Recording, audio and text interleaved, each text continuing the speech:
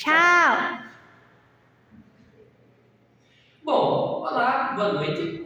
Eu me chamo Fabiano, sou discente do curso de Licenciatura em Ciências Biológicas do Instituto Federal do Paraná de Dos Palmas. E eu desenvolvi um trabalho sobre a organogênese do coração, que seria a organogênese do sistema cardiovascular humano, para a disciplina de Histologia e Biologia do Desenvolvimento. E eu vou estar explicando para vocês um pouco sobre como essa estrutura funciona, respaldando que no nosso curso a gente não vê necessariamente tão aprofundadamente como essas estruturas dos sistemas humanos se formam. Então, isso vai ser meio que um resumo muito espremidinho. Então, a introdução à formação cardíaca, que seria um resumo do processo completo, onde o coração ele vai se originar a partir dos tubos endocárdicos, que se formariam a partir do mesoderma lateral esplâncnico, que ele vai surgir a partir do primeiro campo cardíaco, em resposta aos sinais do endoderma, que formam tubos endocárdicos laterais, que depois vão se fundir, sofrer dobramentos e septações, e daí vão dar origem ao coração que a gente conhece. Então aqui nós temos uma imagem exemplificando o processo, onde os tubos endocárdicos, após surgir, eles vão se fundir. No caso seria a fusão dos tubos endocárdicos aqui no 21º dia, formando as estruturas do tronco arterial, que seria a parte mais superior do coração, que depois vai virar do processo, os processos que vão ser explicados na apresentação, vão virar os arcos aórticos, o bulbo cardíaco, que depois vai virar o tronco arterial, o ventrículo primitivo, que depois vai virar o átrio esquerdo e o ventrículo... Fala, por favor. E aqui nós temos que após a fusão dos tubos endocárdicos, a gente vai ter um bulbo muito primitivo, que daí formariam o bulbo cardíaco, o ventrículo primitivo, o átrio primitivo e o tronco arterial. Onde no átrio e no bulbo a gente vai ter as septações. No caso, no processo todo, a gente vai ter as septações atrioventriculares, septação bulbonar, errado, meu Deus. Então, após a fusão dos tubos endocárdicos, a gente vai ter a formação do tronco arterial, do bulbo cardíaco, do ventrículo primitivo e do átrio primitivo, que após os dobramentos, que no caso, a partir do começo das septações, vai formar os troncos arteriais, o bulbo cardíaco novamente, a gente vai ter a formação dos átrios e do seio venoso.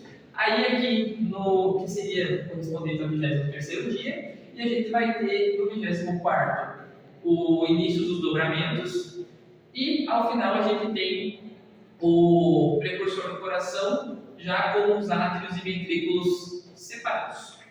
Aqui eu optei por colocar algumas veias associadas ao processo, que já estão relacionadas, na verdade, mais à parte final do desenvolvimento, que seriam as veias uterinas, que retornam o sangue pobre em oxigênio para o saco uterino, passando através do septo transverso e que vão formar o seio venoso.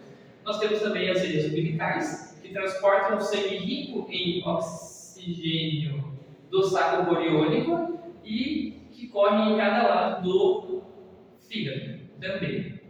E as veias cardíacas comuns que devolvem o sangue pobre em oxigênio do corpo do embrião para o coração e se degeneram drenam venosamente, são drenadas venosamente do embrião.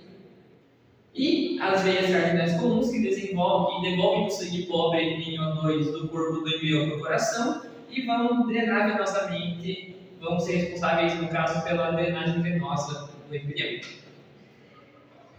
Aqui a gente começa a especificar mais um pouco, que seria a circulação do coração primitivo, onde nesse processo, aqui mais algumas imagens especificando o processo. E aí a gente começa a especificar um pouco mais com o dobramento do tubo cardíaco.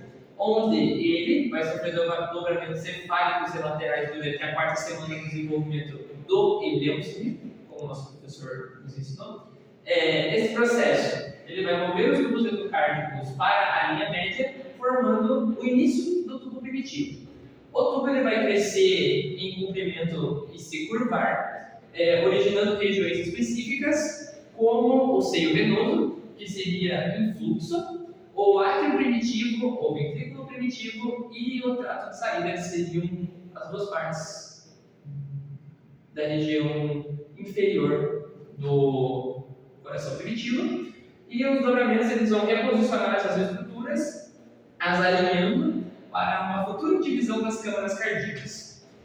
Aqui nós temos um exemplo dos rins cardíacos, onde toda a estrutura do bulbo vai ser do bulbo, do ventrículo, do átrio e do seio venoso. Ela vai sofrer dobramentos e septações.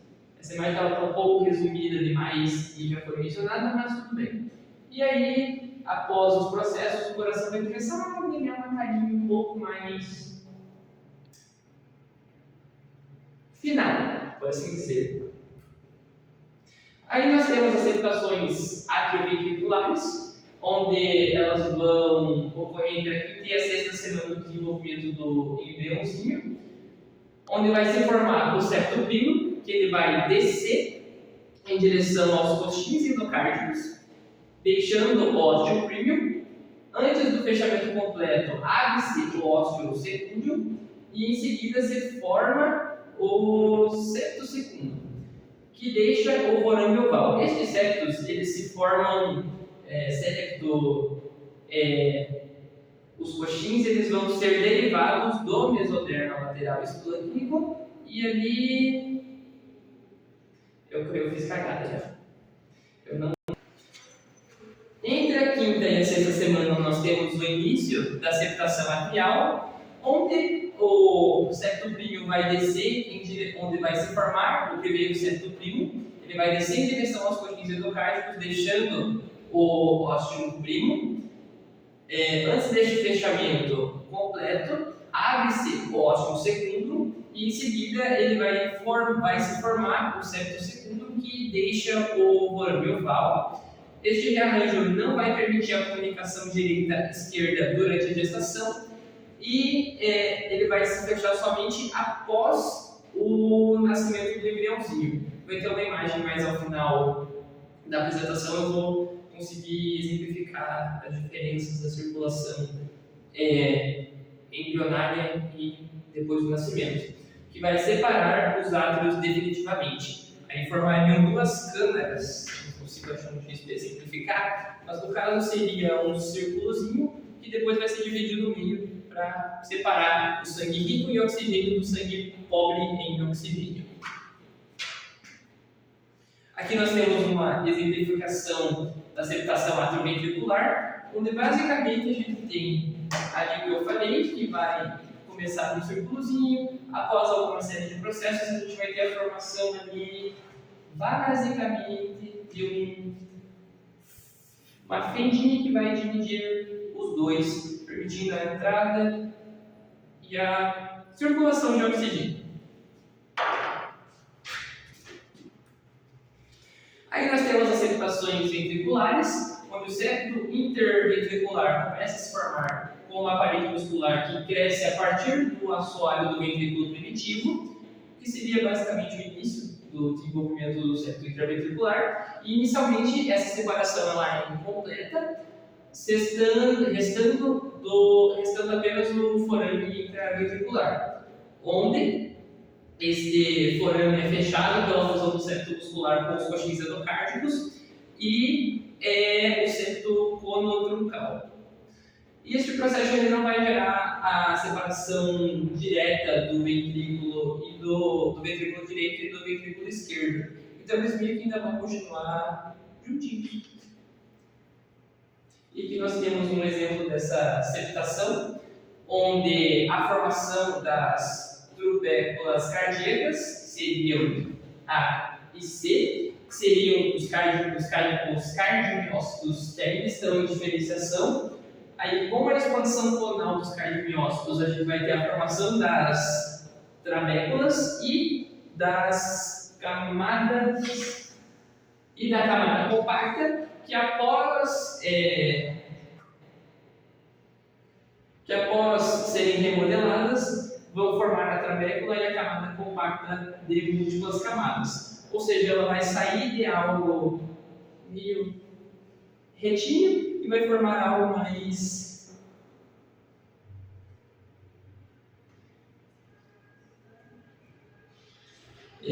pausa, por favor. Onde a estrutura vai sair de algo mais linear para uma estrutura mais ondulada. Acabei esquecendo a palavra. E aí, nós temos também a septação do trato de saída, que seria a parte mais baixa do coração primitivo, que o conotrocal vai se dividir graças ao crescimento do espiral, graças ao crescimento em espiral dos coxins truncais e coronais, onde o processo vai gerar uma separação da via de saída ventricular em aorta e tronco pulmonar, que vai começar a dividir um pouco mais a separação do sangue oxigenado do sangue não oxigenado.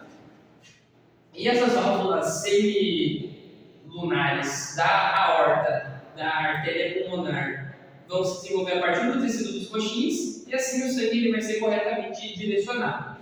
Onde no ventrículo direito, resumidamente, vai formar o tronco pulmonar, e o ventrículo esquerdo vai formar a aorta. E aí nós temos que ao final seriam as estruturas formadas, seriam, vou pegar a minha ferramenta para me auxiliar, seria o seio venoso, seria o seio coronário e parte do átrio direito, o átrio primitivo, que seriam as aurículas dos átrios direito e esquerdo, o ventrículo primitivo seria o ventrículo esquerdo, no caso de derivações totais das estruturas anteriores às flechinhas. O bulbo cardíaco seria o ventrículo direito e parte do trato de saída, e o epicárdio que daria origem ao órgão proepicárdico, formando os vasos coronários. E essas transformações garantem que o coração tenha 4 camadas e uma circulação dupla.